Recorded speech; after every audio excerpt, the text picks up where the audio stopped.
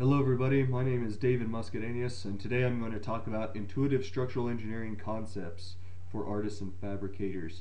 So the intended audience for this presentation is going to be students in mechanical or civil or structural engineering, or any engineering student who might be interested in getting a high-level overview of some structural engineering concepts.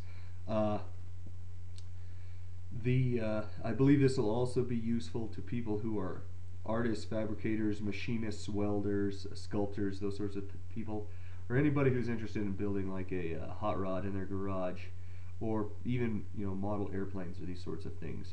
So what I'm going to focus on is it turns out if you look at a commonly available cheap lightweight barbecue grill, these actually make use of many of the structural engineering tricks of the trade, so to speak, that I'm going to talk about. And so I'm going to use that as an example, something that anybody can take a look at and observe some of the different tricks that are used to make structures that are stiff but yet lightweight and cheap. So let's get started.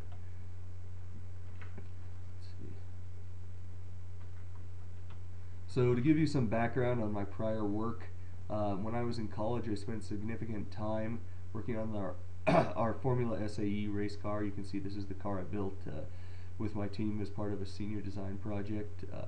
So that was kind of a lot of fun, and that's where a lot of the motivation for this came from, was the experiences we had learning how to build these cars. When I was in graduate school, I'd build various test fixtures. This is actually a test fixture that was built out of unistrut to measure the deflected shape of a cable, and I designed and built that with another graduate student. This is a brake dynamometer I built back when I was an undergraduate. Let's see, I've also built various surfboards. You can see here's a sculpture I built, and I've even done a little bit of jewelry work. So that's just to give you some idea of where I'm coming from. So the motivation for this presentation comes from, back when I was in college, I noticed that we'd have a number of classes that talked about how to analyze the stresses and strains and deformations of structural components.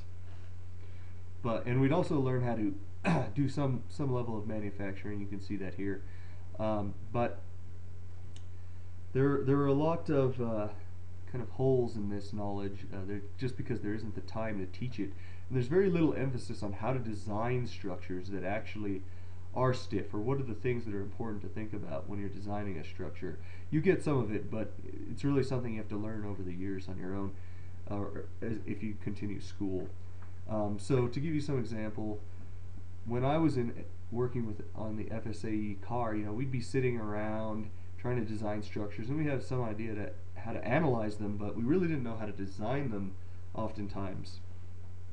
For instance, maybe we'd be trying to design something like this upright here. And a lot of times we really didn't even have a good starting point. Or even something like this composite chassis here. How do you come up with the design for something like this in a manner that at least you think is going to be a first good guess at something that's going to have the kind of stiffness and strength requirements that you need? So that's kind of, it turned out we ended up learning a number of little tricks as we worked on this, and we kind of picked them up off the street a lot of times, so to speak. So my hope is that by giving this presentation I can give people some idea of some of the things we learned, and we can speed up the learning process a little bit. So where did the barbecue grill come from? Well, when I was in graduate school, I went to graduate school in San Diego. You can see I'd be building my own surfboards occasionally here in my garage. I'd be out surfing, and I'd be jamming with my friend Billy in the garage, and we'd have various parties, and all this requires that you be fueled up. So in order to do this, we needed to cook some food, and we like barbecue, so we had to buy a barbecue grill. So we went down to Lowe's or Home Depot or whatever it was, and we bought a barbecue grill. Here it is with some shish kebabs on it, and I don't know, this is probably a $90 barbecue grill normally.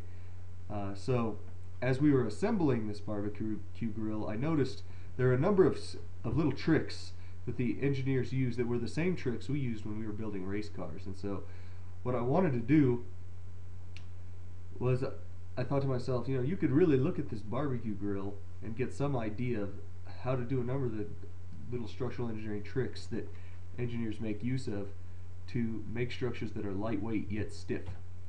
And so in some sense it turns out barbecue grills are kind of high performance. If you think about it, they need to be lightweight so you can carry them to the beach or the park or the campground. You know, you don't want to have some heavy barbecue grill that you have to pull out of your truck, and it's going to be a lot of work to get it to where you're having your party. But they should also be of a reasonable quality, and they should also be stiff. It shouldn't be the case that somebody leans on the barbecue grill and it falls over. You also want to keep things like shipping weight down. You want to use low-cost materials like plastics, thin sheet metal, things like this to keep the cost down. Even low-cost screws.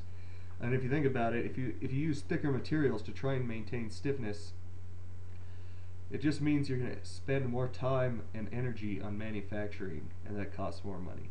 So you want to try and use the thinnest materials you can reasonably. And for something like a consumer product, it should be aesthetically pleasing. It should be really beautiful and slick looking.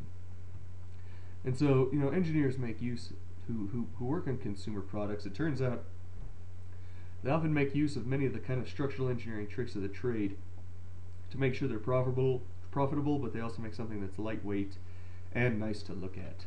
And so I'm going to stop there with this first part of this presentation. Next, we're going to start looking at different kinds of failure modes in structures, just to get everyone oriented. Thanks.